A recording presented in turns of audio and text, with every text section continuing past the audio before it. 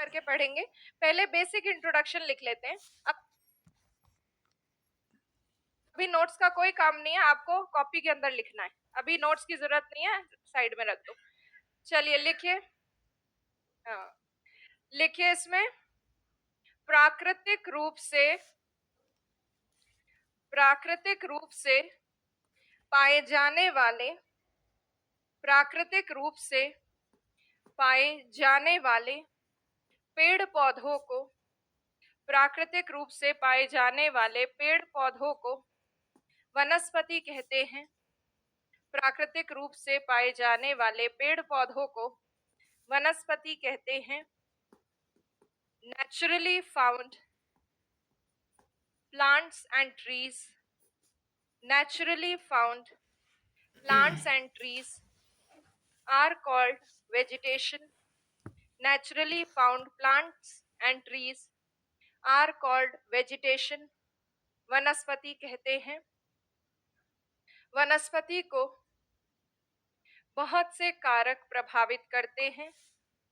वनस्पति को बहुत से कारक प्रभावित करते हैं। Many factors, इससे पहले हिंदी और English naturally found plants and trees are called vegetation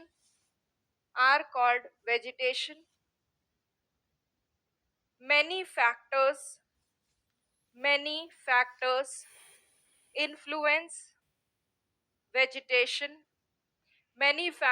influence vegetation प्रभावित करते हैं। बहुत से कारक वनस्पति को प्रभावित करते हैं। इन कारकों के एक बार नाम लिख लीजिए, आरपीएससी कारक, फिर हेडिंग डालें। पहले तो इनके नाम लिख लो। कारक प्रभावित करते हैं जैसे उच्चावच, सूर्य का प्रकाश, मृदा और जलवायु। Such as relief, photo period, soil and climate. Relief, photo period, soil and climate.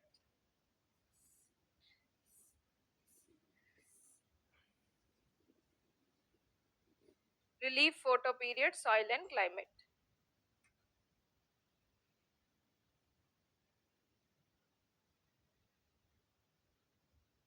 अब ये चारों लिखने के बाद हेडिंग डालें।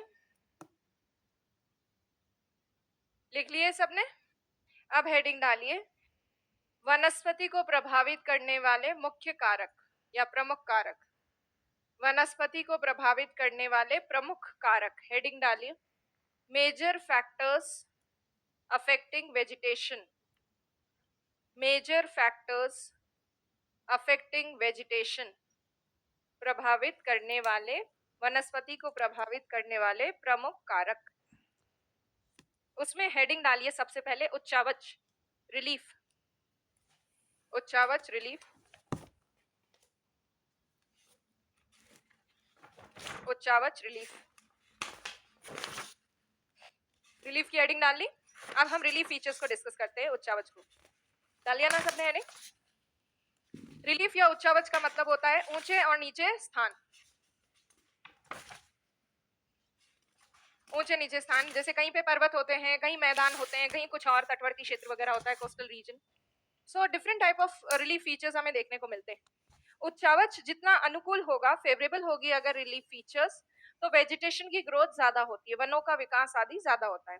जैसे कहीं पर अगर समतल भूमि है, कम ढाल वाली समतल भूमि, फ्लैट लैंड, तो वो फ्लैट लैंड एरिया जो है वो ज्यादा फर्टाइल होगा, जैसे ज्यादा वनस्पति के विकास के लिए अनुकूल होगा। तो फ्लैट प्लेन रीजन, समतल मैदानी क्षेत्र, समतल मैदानी क्षेत्र वनस्पति के विकास के लिए बहुत अच्छा होता है।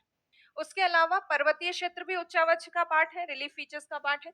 आपको पता है माउंटेन में ऊंचाई बढ़ने के साथ तापमान क्या होता है? कम होता है।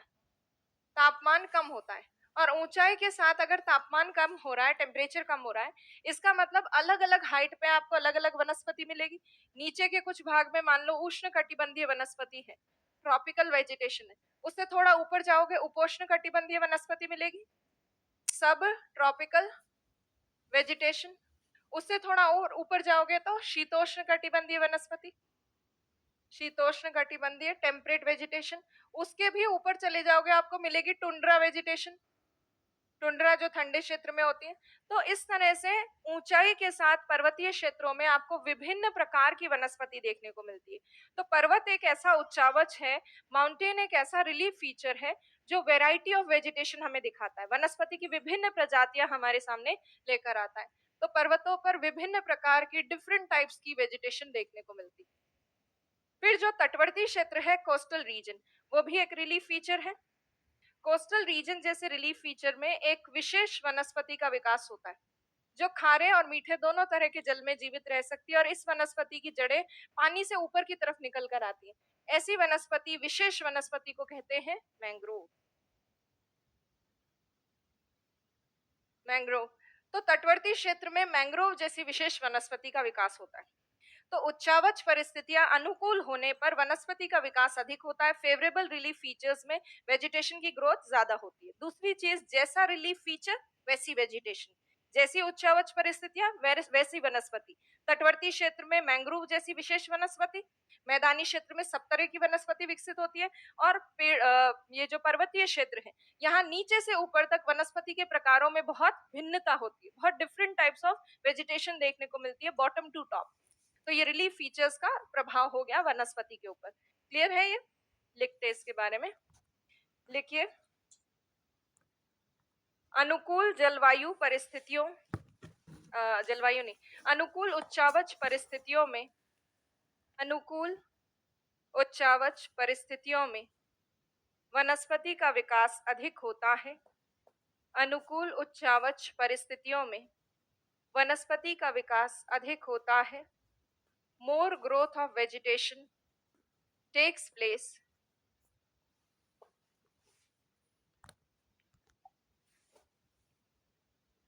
अधिक होता है। More growth of vegetation takes place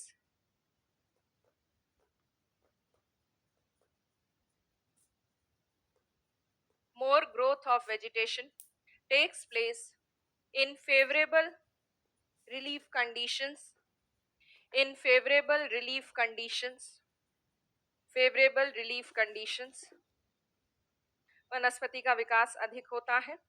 उसके बाद लिखिए, समतल मैदानी क्षेत्रों में, समतल मैदानी क्षेत्रों में वनस्पति अधिक विकसित होती है। समतल मैदानी क्षेत्रों में वनस्पति अधिक विकसित होती है। More growth of vegetation takes place, more growth of vegetation takes place in, more growth of vegetation takes place in flat plain region, sound proof कर दूं, flat plain region, more growth of vegetation takes place in flat plain region। फिर लिखिए, पर्वतीय क्षेत्रों में, पर्वतीय क्षेत्रों में नीचे से ऊपर तक, in mountain region, in mountain region, पर्वतीय क्षेत्रों में नीचे से ऊपर तक विभिन्न प्रकार की वनस्पति पाई जाती है। नीचे से ऊपर तक विभिन्न प्रकार की वनस्पति पाई जाती है। In mountain region, various types of vegetation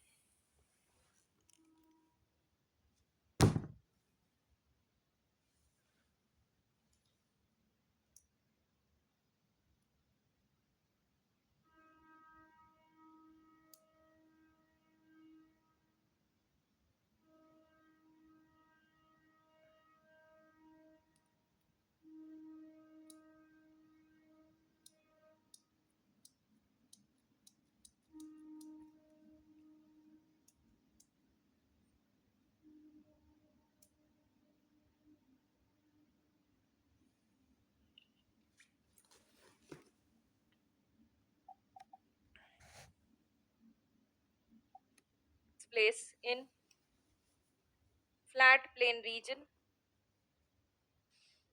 Sound proof कर दूं. Flat plain region. More growth of vegetation takes place in flat plain region. फिर लिखिए पर्वतीय क्षेत्रों में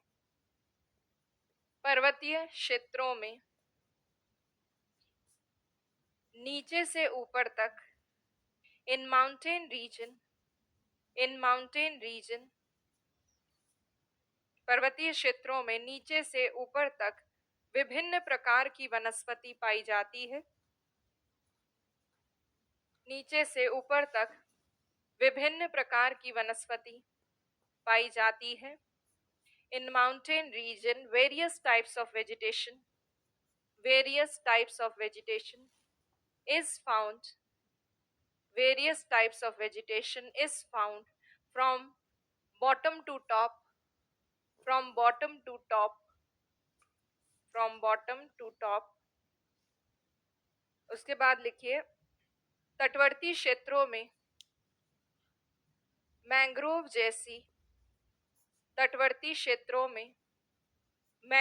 जैसी विशेष वनस्पति का विकास होता है.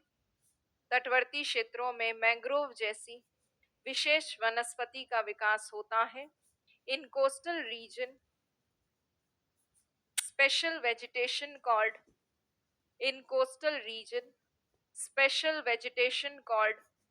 mangrove develops. Special vegetation called mangrove develops. Mangrove नामक विशेष वनस्पति का विकास होता है. तो तीनों हमने लिख दिए. अब उसके बाद हेडिंग डालिए मृदा. सॉइल की हेडिंग डालिए. ये तो आपने देख लिया. क्या हुआ? बनाना है? बना लो जल्दी. डालिए. ये तो आपने देख लिया. क्या हुआ? बनाना है? बना लो, जल्दी से बना लो. ये मैं पर्वतीय वनस्पति कराऊंगी तब ये वैसे तो लिखवाऊंगी उष्णकटिबंधीय. और ये किसी को कुछ देखना हो बनाना हो तो जल्दी से बना.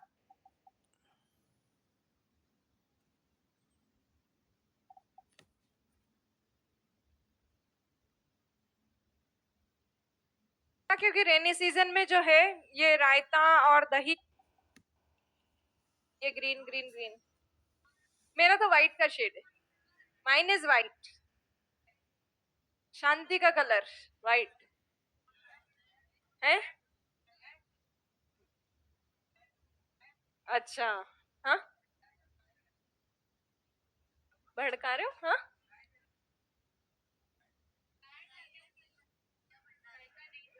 अच्छा. रायता इसलिए नहीं था क्योंकि रेनी सीजन में जो है ये रायता और दही वगैरह वो उससे गला खराब हो जाता है, इसलिए नहीं है. हाँ आपकी हेल्थ का पूरा ध्यान रखते हुए. चलिए अभी बन गया. मृदा की हेडिंग डालिए सॉइल. नहीं वनस्पति कर रहे हैं उसमें नहीं. मृदा नहीं, पहले सूर्य का प्रकाश. मृदा डाल ली क्या? चलो मृदा कर लेते पहले. सॉइल डिस्कस कर लेते हैं पहले. सॉइल का प्रभाव किसके ऊपर? वनस्पति के ऊपर. मृदा जितना अच्छी उपजाऊ मृदा होगी वनस्पति का विकास उतना ही ज्यादा होगा. फर्टाइल सॉइल में उपजाऊ मृदा में वनस्पति का विकास अच्छा खासा होता है. उसके अलावा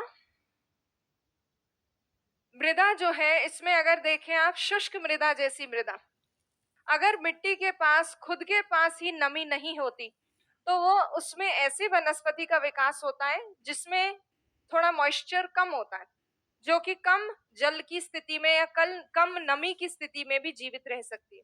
शुष्क मृदा वाले क्षेत्रों में कांटेदार वनस्पति का विकास होता है. ज़ेरोफाइट्स कह लो या पहले तो थॉर्नी वेजिटेशन. सारे कांटेदार वनस्पति ज़ेरोफाइट्स नहीं होते, जिससे कुछ में होता है ना पत्तियां भी होती है छोटी छोटी, बीच में कांटे भी होते हैं. कांटे इसलिए होते हैं या तो छोटी पत्तियां होती हैं या कांटे होते हैं ऐसे शुष्क क्षेत्रों में जो वनस्पति होती है उसमें, ताकि जल का हाश कम हो, पानी का लॉस कम हो. पत्तियां जितनी कम होगी, जितनी छोटी होंगी और उसके पत्तियों के स्थान पे कांटे होंगे तो जल का वाष्पीकरण कम से कम होगा.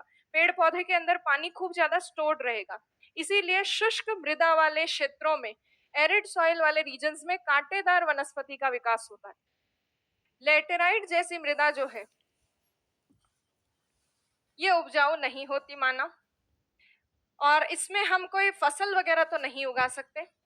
पर ये भी एक सच बात है, या ये भी एक आपको लगेगा कि लेटराइट मृदा जैसी मृदा में ऐसा कैसे हो गया। आपको पता है विषुवत रेखीय वर्षावन, इक्वेटोरियल रेन फॉरेस्ट और ट्रॉपिकल रीजन के एवरग्रीन फॉरेस्ट, उष्ण कटिबंधीय क्षेत्रों के सदाबहार वन लेटराइट मृदा में ही होते हैं। लेटराइट मृदा में निक्षालित होकर पदार्थ नीचे चले जाते हैं। इसमें जो बड़े बड़े वन विकसित होते हैं, सदाबहार वन, वो बहुत सालों से विकसित है, उनका फॉर्मेशन अभी नहीं हुआ है। और यहाँ पर लेटराइट मृदा में इतने सदाबहार वन कैसे विकसित हो सकते हैं? क्योंकि लेटराइट मृदा वहां विकसित होती है जहां पर वर्षा की मात्रा बहुत ज्यादा होती है, तापमान भी ज्यादा और वर्षा की भी मात्रा भी ज्यादा। तो किसी भी वेजिटेशन की ग्रोथ के लिए भी क्या चाहिए? टेम्परेचर हाई होना चाहिए, रेनफॉल भी हाई होना चाहिए, दोनों चीज फेवरेबल है। इसीलिए सदाबहार एवरग्रीन वेजिटेशन जो है या सदाबहार वन, वो विकसित होते हैं लेटराइट मृदा में। और लेटराइट जैसी कम फर्टाइल सॉइल में भी ये सरवाइव कर जाते हैं, क्योंकि पेड़ पौधों की पत्तियां गिरती हैं, उनसे थोड़ा सा उनको कम मात्रा में, लिमिटेड अमाउंट में उनको जैव पदार्थ मिल जाता है पेड़ पौधों को। इनकी जड़ें गहरी होती है, बड़े बड़े पेड़ होते हैं, और ये जड़ें जो गहरी होती हैं, ये नीचे से जो भी न्यूट्रिएंट्स इनको चाहिए वो नीचे से लेकर आ जाती है। तो इसीलिए बड़े बड़े घने जंगल आपको मिलेंगे, घने वन मिलेंगे, कहाँ? लेटराइट मृदा वाले क्षेत्र में। आपके ये टॉपिक प्री में नहीं है, पर अगर प्री में होता तो आपको अगर पूछा जाए कि सदाबहार वनस्पति वाले क्षेत्र में कौन सी मिट्टी होती है, लेटराइट मिट्टी। चौंकाने वाली बात है, उपजाऊ नहीं है। पर यह भी सच है कि अगर लेटराइट मृदा के अंदर जो सदाबहार वनस्पति है, एवरग्रीन वेजिटेशन, उन वनों को अगर आप काट दो और फिर सोचो कि हम दोबारा इनको उगा देंगे, वो दोबारा डेवलप नहीं हो, क्योंकि वो जो सॉइल है उसकी फर्टिलिटी कम है। ये पेड़ तो काफी सालों से, काफी पुराने हैं। नए पेड़ अगर आप मानव स्थापित करने की कोशिश करें या ह्यूमन बींग्स वहां डेवलप करने की कोशिश करें, तो इस मिट्टी में एकदम से नए पेड़ विकसित नहीं हो सकते। तो इसीलिए लेटराइट जैसी मृदा में सदाबहार वनस्पति होती है, शुष्क मृदा में कांटेदार वनस्पति, और उपजाऊ मृदा वनस्पति के विकास में सहयोग करती, कंट्रीब्यूट करती है। जैसी मिट्टी उस तरह की ही वेजिटेशन होगी, वनस्पति होगी। तो लिखते हैं इसके बारे में। उपजाऊ मृदा में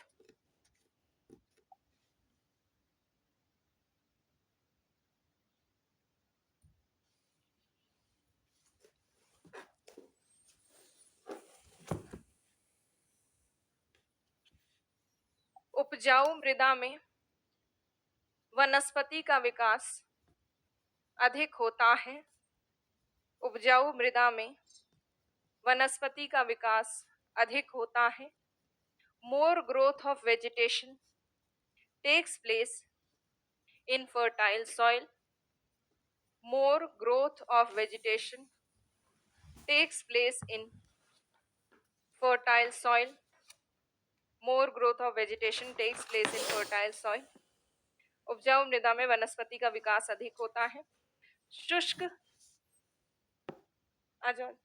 शुष्क मृदा जैसी वनस्पति शुष्क मृदा जैसी मृदा में कांटेदार वनस्पति, ये बंद कर लेंगे, तुम तो बैठ।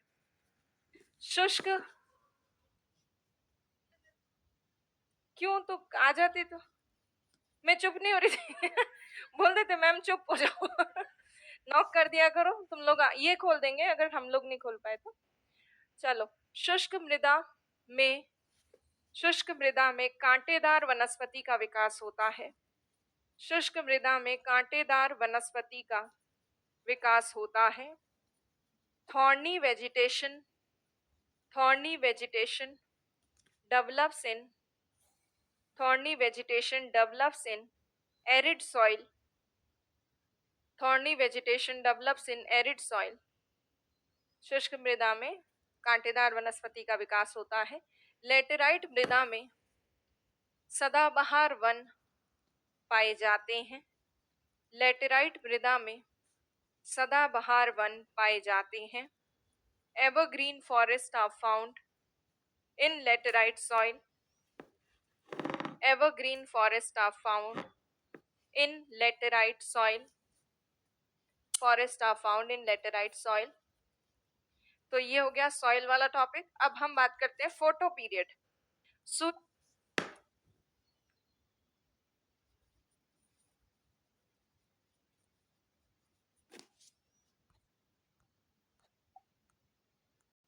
थर्ड फैक्टर है सूर्य का प्रकाश, फोटो पीरियड।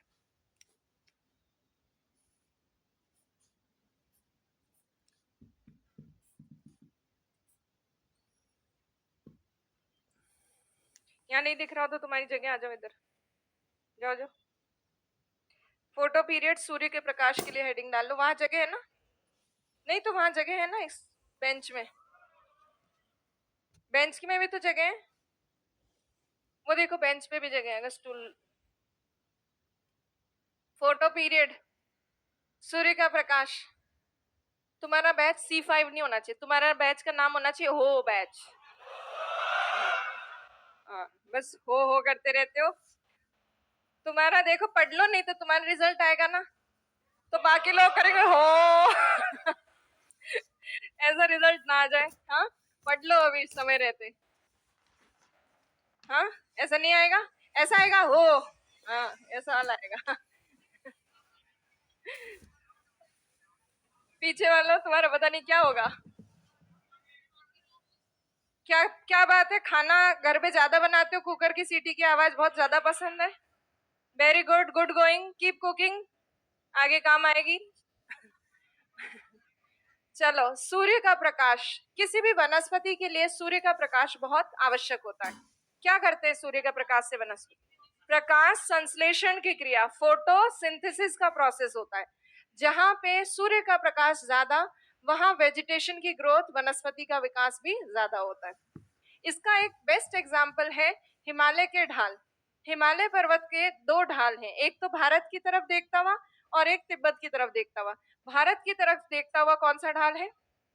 दक्षिणी ढाल, southern slope.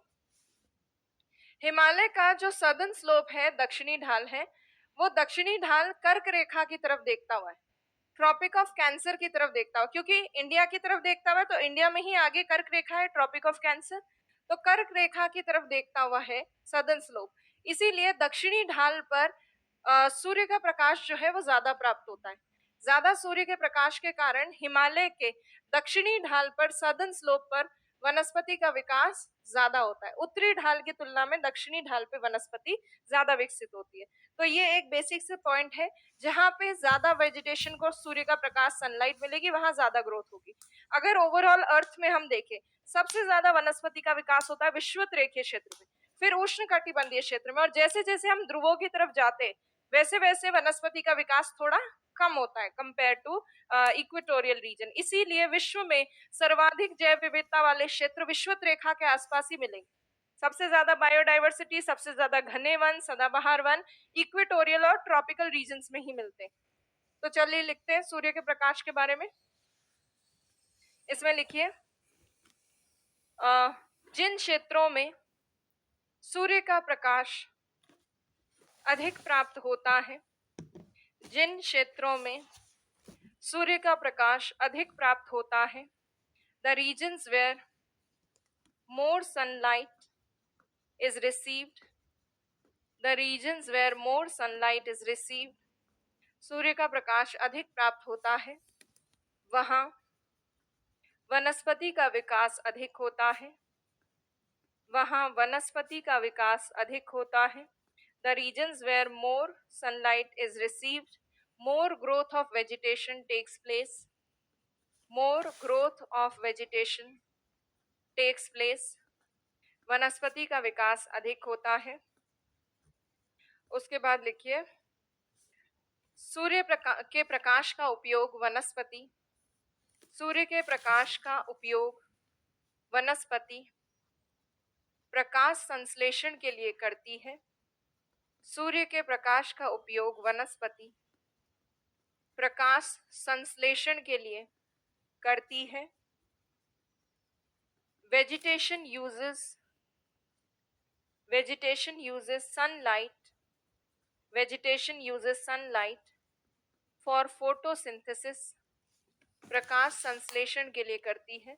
Vegetation uses sunlight for photosynthesis। Himalaya के दक्षिणी ढाल पर वनस्पति का विकास अधिक होता है। हिमालय के दक्षिणी ढाल पर वनस्पति का विकास अधिक होता है। More growth of vegetation takes place. More growth of vegetation takes place on southern slopes of India.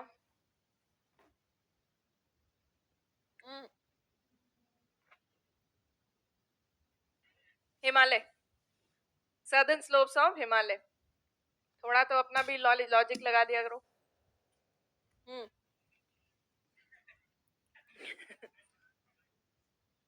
On southern slopes of Himalaya लिख लिया। और क्यों होता है सदर्न स्लोप्स पे? क्योंकि वहां सनलाइट ज्यादा रिसीव होती है, because the southern slope faces towards Tropic of Cancer, क्योंकि दक्षिणी ढाल कर्क रेखा की ओर देखता हुआ है। ये लिखने की जरूरत नहीं है, समझ भी लो तो भी काफी है। इसके बाद हमारा लास्ट बचता है जलवायु। जलवायु की जलवायु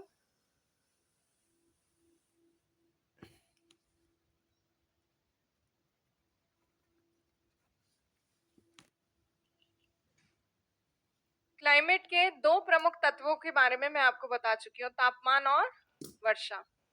ये दोनों ही वनस्पति को भी प्रभावित करती हैं। तापमान, वर्षा, टेम्परेचर एंड रेनफॉल। ऐसे हो सकते हैं जहां टेम्परेचर हाई हो और कुछ रीजन्स में टेम्परेचर लो हो सकता है। कहीं पे तापमान ज्यादा और कहीं पे तापमान कम हो सकता है। वर्षा की स्थिति भी सब जगह अलग अलग हो सकती है। जैसा तापमान और जैसी वर्षा की स्थिति उस तरह की वनस्पति का विकास होगा। जैसे तापमान में अगर देखें, उच्च तापमान वाले क्षेत्र होते हैं कुछ, और कुछ होते हैं निम्न तापमान वाले क्षेत्र। High temperature regions and low temperature regions. High temperature regions जहाँ पे होते हैं वहां उष्ण कटिबंधीय वनस्पति का विकास होता है। उष्ण कटिबंधीय वनस्पति, जो वन लिख देती हूँ, वन लिखो वनस्पति लिखो एक ही बात है। ट्रॉपिकल फॉरेस्ट और tropical vegetation develops in such regions जहाँ पे टेम्परेचर हाई होता है। और ट्रॉपिकल वेजिटेशन उष्ण कटिबंधीय वनस्पति का उदाहरण है सागवान, साल, शीशम, चंदन, नीम। ये सब क्या है? गर्म क्षेत्रों की वनस्पति। तो यहाँ पे टीक, साल इसके एग्जाम्पल है। सागवान कहते हैं टीक को, साल। अब ठंडे क्षेत्र जहां होंगे वहां पे वनस्पति होगी शीतोष्ण कटिबंधीय वनस्पति या शीतोष्ण कटिबंधीय वन, टेम्परेट फॉरेस्ट या टेम्परेट वेजिटेशन। और टेम्परेट फॉरेस्ट के एग्जाम्पल हैं ट्रीज के फर, स्प्रूस, पाइन, ये सब एग्जाम्पल है। स्प्रूस, पाइन को ही चीड़ कहते हैं। तो ये देखो, अगर आप तो तापमान के अकॉर्डिंग वेजिटेशन की टाइप ही बदल रही है। एक तरफ शीतोष्ण कटिबंधीय, एक तरफ उष्ण कटिबंधीय वनस्पति। अब वर्षा की मात्रा भी प्रभावित करेगी वनस्पति को। रेनफॉल का अमाउंट, कुछ रीजन्स ऐसे हैं जहां 200 सेंटीमीटर से ज्यादा बारिश, वहां सदा बहार वनस्पति, एवरग्रीन वेजिटेशन। कुछ क्षेत्र ऐसे होते हैं जहां पे 75 से 200 सेंटीमीटर वर्षा, 75 से 200 सेंटीमीटर। ऐसे क्षेत्रों में पतझड़ वनस्पति, डेसिडुअस वेजिटेशन। कुछ क्षेत्र ऐसे होते हैं जहां पर आपको 25 से 50 सेंटीमीटर वर्षा दिखेगी। 25 से 50 में कांटेदार वनस्पति, कांटेदार या थॉर्नी वेजिटेशन। और 25 सेंटीमीटर से भी कम में मरुद्भिद वनस्पति, ज़ेरोफाइट्स जिनको कहते हैं, कैक्टस जैसे पेड़ वैसे विकसित होते हैं, ज़ेरोफाइट्स। तो इस तरह से तापमान के आधार पर और वर्षा के आधार पर वनस्पति का प्रकार निर्धारित होता है। जैसे अगर आप देखेंगे, मैं अगर टेम्परेचर और रेनफॉल दोनों को कंसिडर करूं, क्योंकि किसी भी क्षेत्र की जलवायु इन दोनों को मिलाकर बनती। ऐसे क्षेत्र जहां पे तापमान उच्च हो और वर्षा भी अधिक हो, वहां होगी उष्ण कटिबंधीय सदाबहार वनस्पति, ट्रॉपिकल एवरग्रीन वेजिटेशन। और इसी तरह से जहाँ पे तापमान उच्च हो और उसके साथ साथ वर्षा थोड़ी सीमित हो, वहां होगा उष्णकटिबंधीय पतझड़ वनस्पति। इंडिया में जो वेजिटेशंस है, एक तो ट्रॉपिकल एवरग्रीन है, एक उष्णकटिबंधीय पतझड़ है, उष्णकटिबंधीय कांटेदार है और ज़ेरोफाइट्स भी हैं, मतलब मरुद्भिद वनस्पति है और पर्वतीय वनस्पति, पर्वतों पे अलग अलग टाइप है, वो वनस्पति इंडिया में मेनली पाई जाती है। और एक एक्स्ट्रा वेजिटेशन जो इंडिया में है वो है मैंग्रोव, वो भी इंडिया में पाई जाती है। तो अब जलवायु का प्रभाव हम लिखें उससे बेटर है आप ये फ्लो चार्ट बना लो, इसमें ही क्लियर हो रहा है। तो बनाइए फ्लो चार्ट।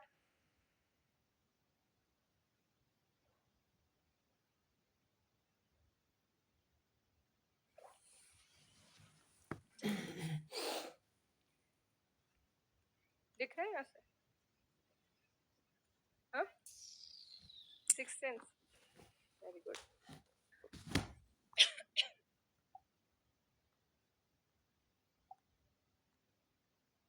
Very good.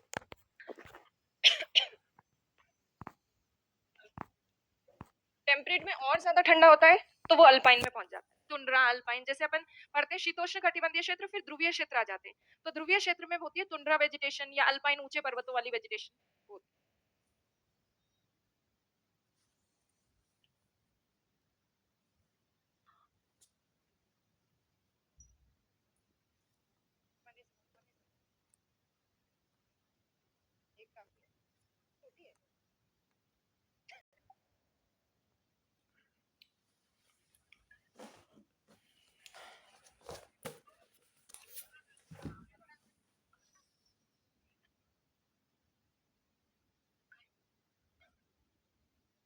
ये वाला मैप हम बनाएंगे, इसको मैं साइड में कर रही हूँ, जिसको इसे देखकर बनाना है वो बना ले, बाकी लोग मैं बना रही हूँ वो बना ले।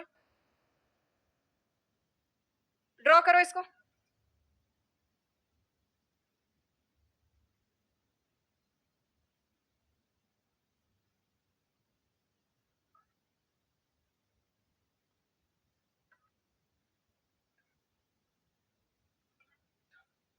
बनाओ, इतनी बातें क्या हो रही है, बना ही लिया? मार्क तो करो ये स्थान जो है लोग। अच्छा, मेरे वाले करोगे?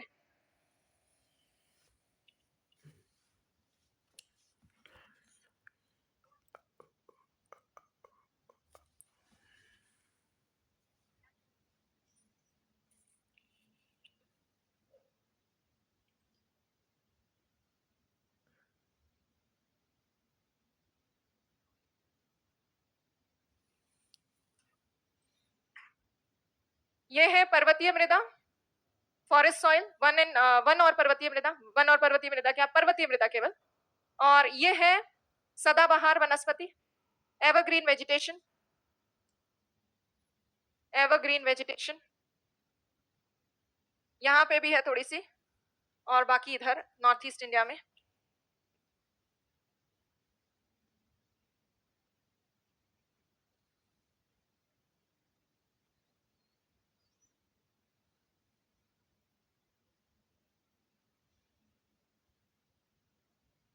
अंडमान निकोबार में, लक्षद्वीप में।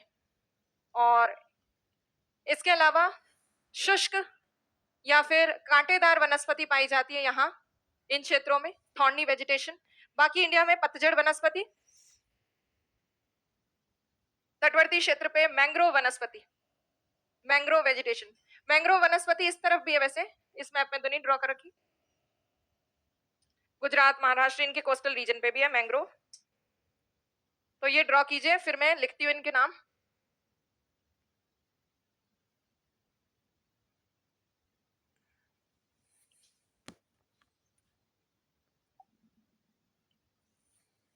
एवरग्रीन फॉरेस्ट, उष्णकटिबंधीय पतझड़ वनस्पति,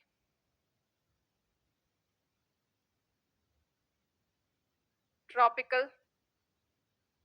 डेसिडुअस फॉरेस्ट, उष्णकटिबंधीय कांटेदार वनस्पति,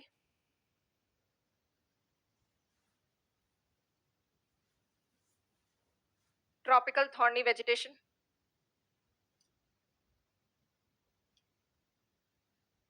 या फॉरेस्ट लिख लो, थॉर्नी फॉरेस्ट। और क्या बचा? ग्रीन कलर का मैंग्रोव वेजिटेशन।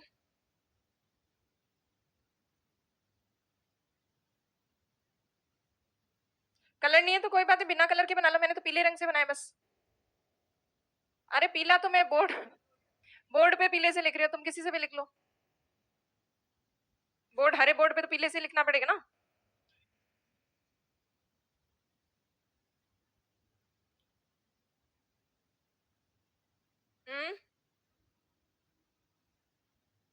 उष्णकटिबंधीय सदाबहार, पतझड़, कांटेदार, मैंग्रोव और पर्वतीय वनस्पति।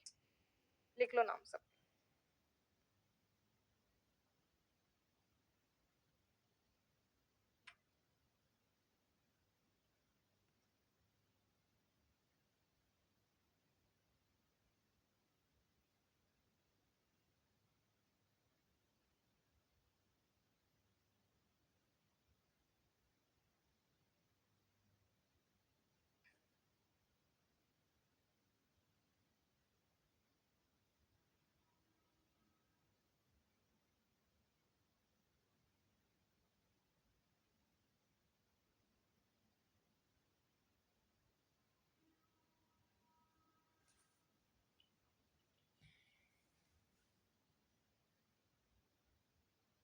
Tropical evergreen.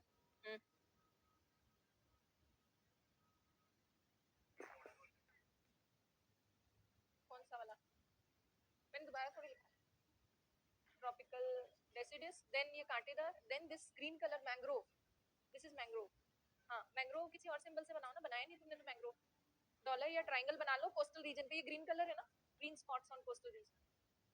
तुम अलग ही बना लो, डॉट में कंफ्यूज नहीं हो जाओ। जिन्होंने बना लिया हो वो हेडिंग डालें, उष्णकटिबंधीय सदाबहार वनस्पति की। This is mangrove. हाँ हाँ, रुकी हुई रुकी हुई।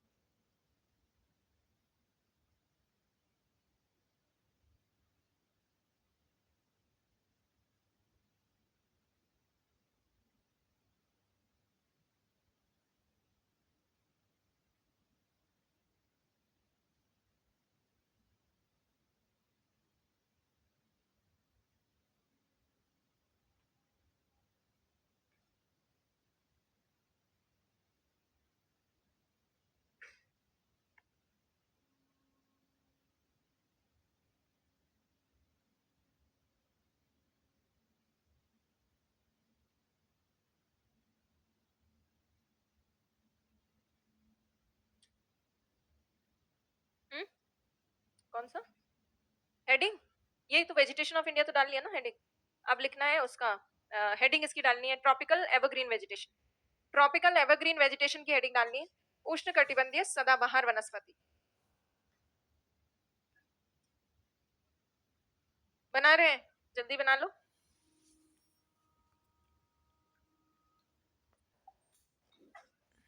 और ये सदाबहार वनस्पति पाई जाती है पश्चिमी तट, पश्चिमी तट क्या, पश्चिमी घाट, वेस्टर्न घाट, नॉर्थ ईस्टर्न स्टेट्स, उत्तर पूर्वी राज्यों में, पश्चिम बंगाल में और उड़ीसा में, और उसके अलावा लक्षद्वीप, अंडमान निकोबार, थोड़ा सा कोरोमंडल तटवर्ती क्षेत्र में तमिलनाडु में।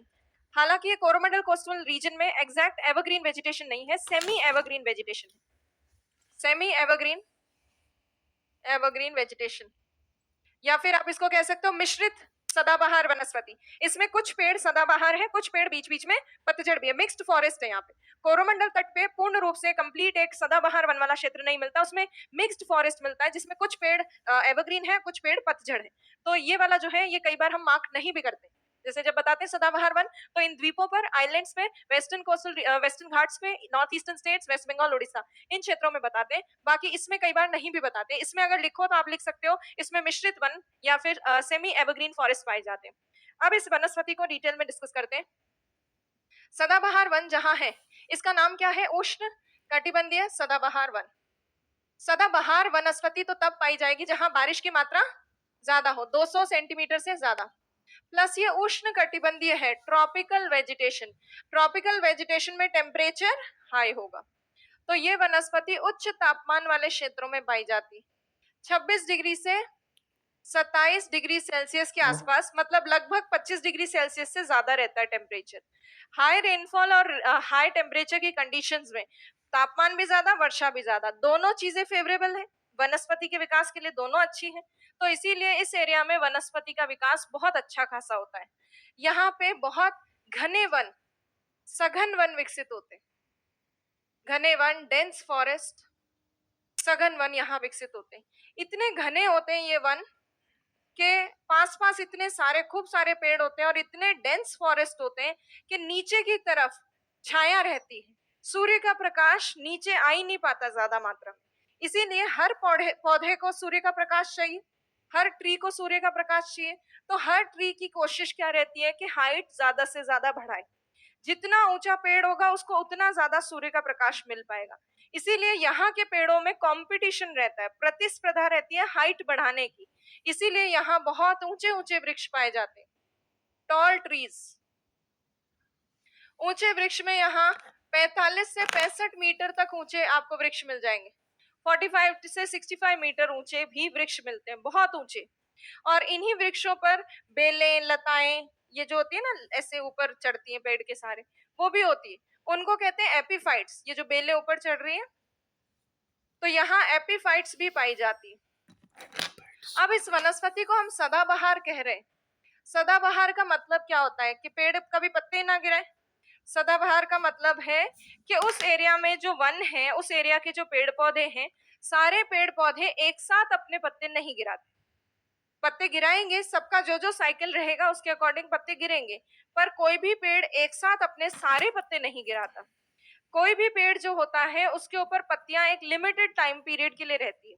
कोई पत्ती ग्रो हुई, उगी, उसके बाद थोड़े टाइम तक वो पत्ती रहेगी, फिर वो पत्ती पुरानी हो जाएगी और बाद में एंड में झड़ जाएगी सूखकर।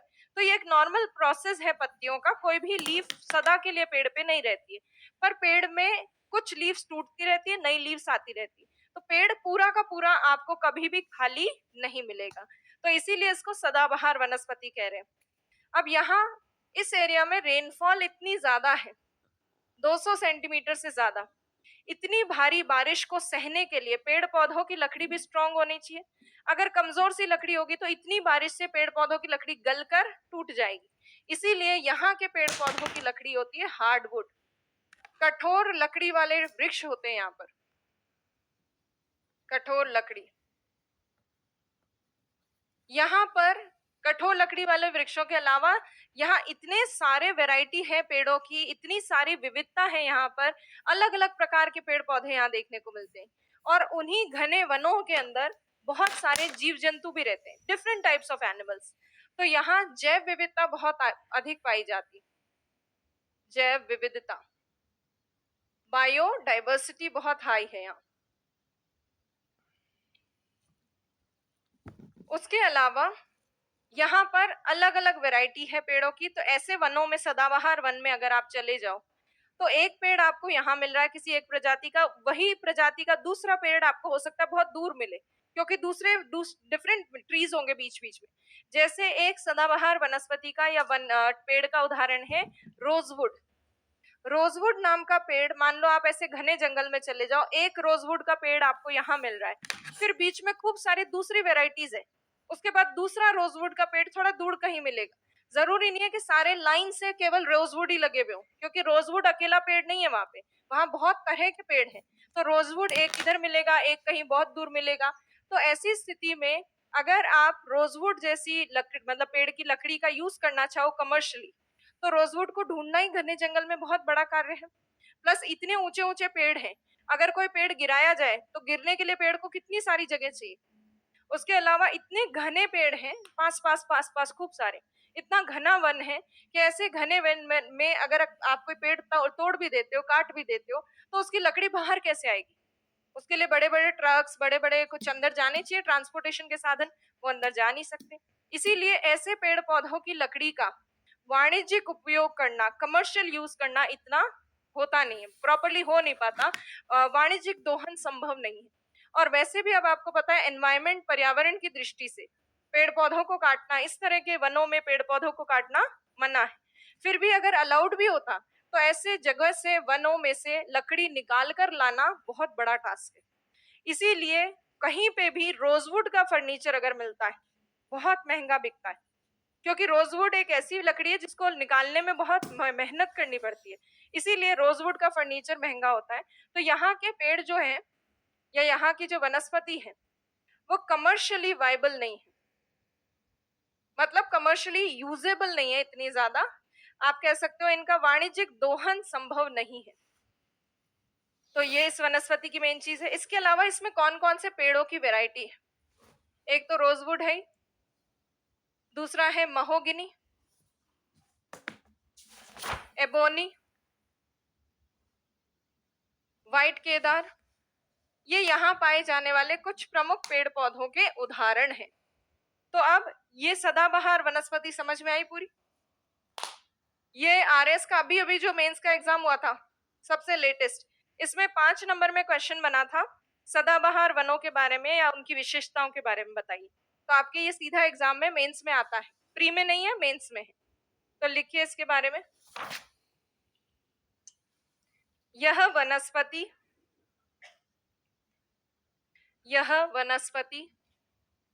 उन क्षेत्रों में पाई जाती है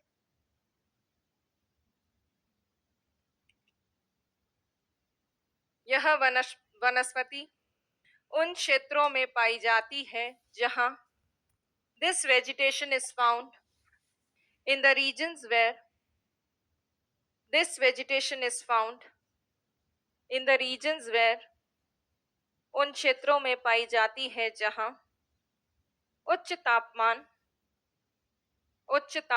ब्रैकेट में लिखना 26 से 27 डिग्री सेल्सियस, जहां उच्च तापमान 26 से 27 डिग्री सेल्सियस तथा उच्च तापमान तथा 200 सेंटीमीटर से अधिक वर्षा प्राप्त होती है तथा 200 सेंटीमीटर से अधिक वर्षा प्राप्त होती है। This vegetation is found in the region where high temperature bracket में 26 to 27 degree Celsius and more than 200 centimeter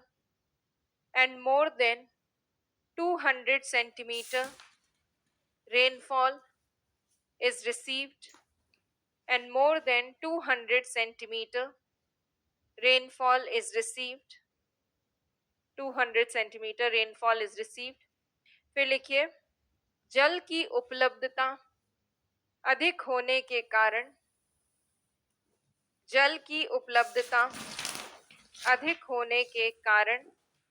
because of more availability of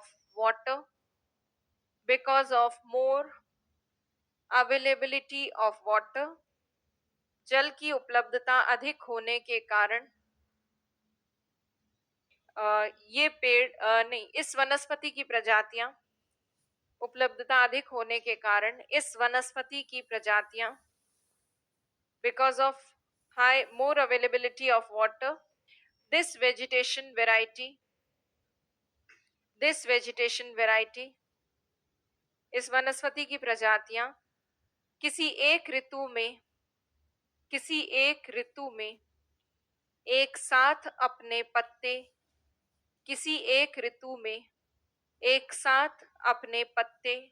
नहीं गिराती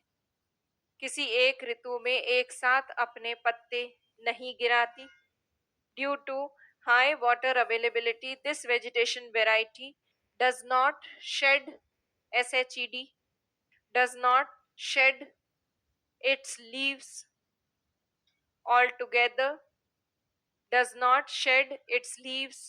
altogether in one particular season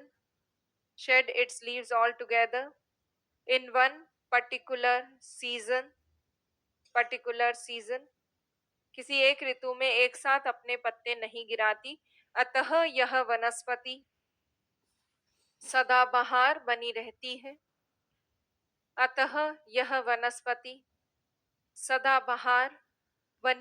है।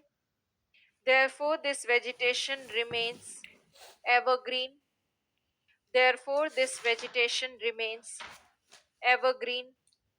सदाबहार बनी रहती है।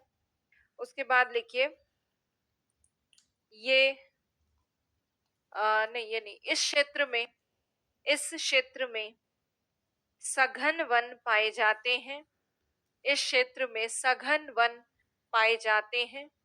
dense forests are found in this region. dense forests are found in this region. सघन one पाए जाते हैं। अतः इस क्षेत्र की वनस्पति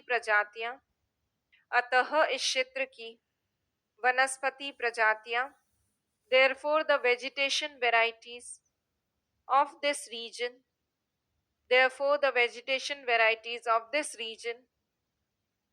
region वनस्पति प्रजातियां सूर्य के प्रकाश के लिए प्रतिस्पर्धा करती हैं।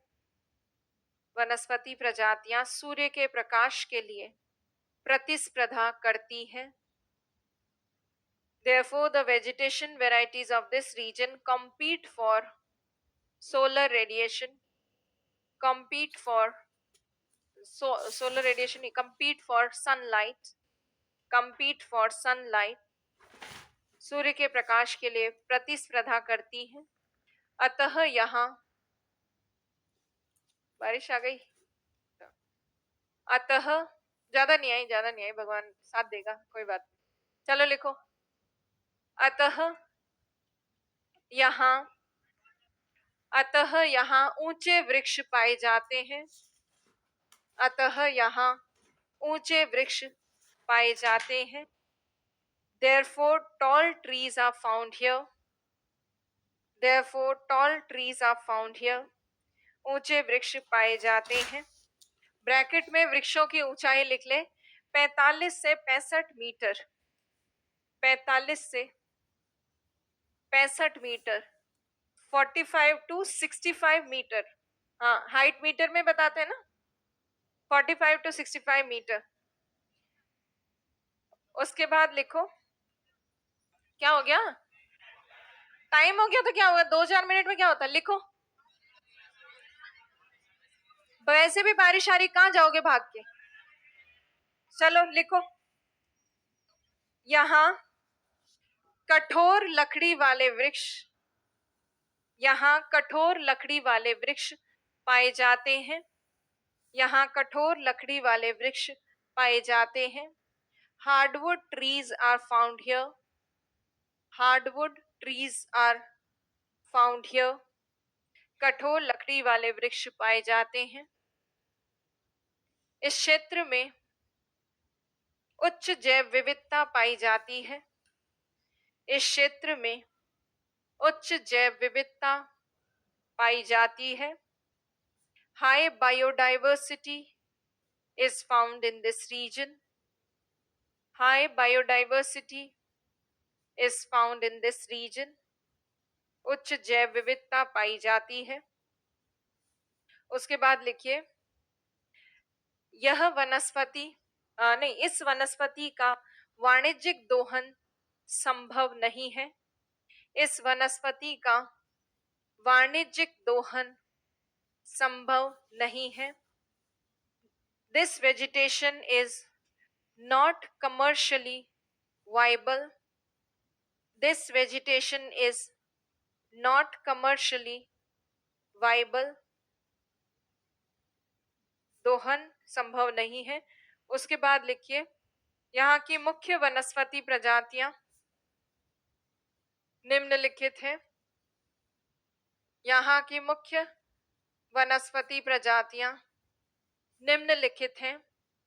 The major vegetation varieties of this region are as follows. The major vegetation varieties of this region are as follows. निम्नलिखित हैं। अब नाम लिखो, रोजवुड, महोगनी, एबोनी, सफेद केदार। रोजवुड, महोगनी, एबोनी, सफेद केदार।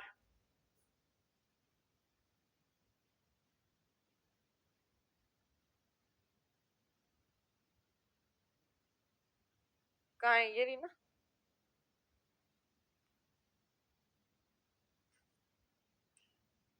रोजवुड, महोगनी, एबोनी, सफेद केदार। लिख लिया सबने? आगे लिखो। यह वनस्पति मुख्यतः कहाँ पाई जाती है वो तो लिखोगे ना। यह वनस्पति मुख्यतः this vegetation is mainly found in this vegetation is mainly found in यह वनस्पति मुख्यतः पश्चिमी घाट mainly found in western घाट पश्चिमी घाट उत्तर पूर्वी राज्यों नॉर्थ ईस्टर्न स्टेट्स उत्तर पूर्वी राज्यों north eastern states Andaman Nicobar तथा लक्षद्वीप समूह Andaman Nicobar and Lakshadweep island group Andaman Nicobar and Lakshadweep island group and Lakshadweep island group Lakshadweep समूह द्वीप समूह लक्षद्वीप द्वीप समूह तथा लक्षद्वीप द्वीप समूह एवं लिख लो एवं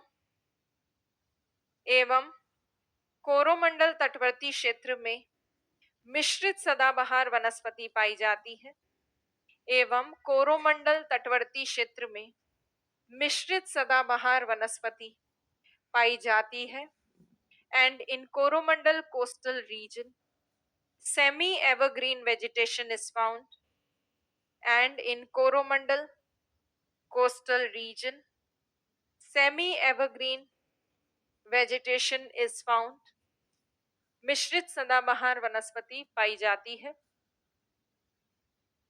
अच्छा, उत्तर पूर्वी राज्य तो लिखे ही हैं, 2-3 राज्य और लिख लो। उत्तर पूर्वी राज्यों में पश्चिम बंगाल उड़ीसा कवर नहीं होते, तो पश्चिम बंगाल उड़ीसा अलग से लिख लो, साइड में ब्रैकेट में लिख लो कहीं पे भी। पश्चिम बंगाल तथा उड़ीसा, वेस्ट बंगाल एंड उड़ीसा में भी सदाबहार वनस्पति है। पश्चिम बंगाल तथा उड़ीसा में भी सदाबहार वनस्पति है। Evergreen vegetation is also there in West Bengal and Orissa. West Bengal and Orissa